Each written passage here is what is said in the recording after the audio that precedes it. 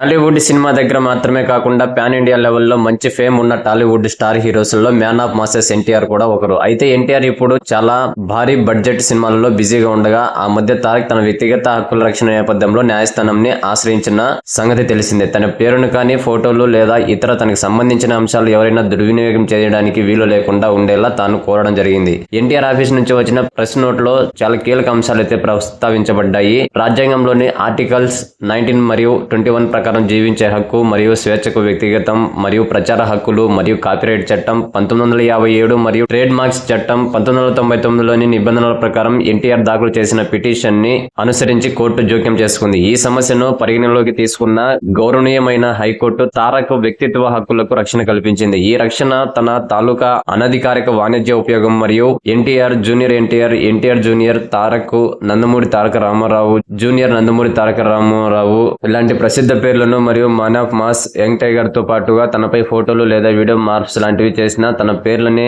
అనధికారికంగా వినియోగించిన వారు శిక్షార్హులని తారక్ ఆఫీస్ నుంచి ప్రెస్ నోట్ ద్వారా స్ట్రిక్ట్ వార్నింగ్ అయితే ఇప్పుడు వచ్చేసింది. దీనితో ఈ ప్రెస్ నోట్ సినీ వర్గాల్లో వైరల్ గా మారింది.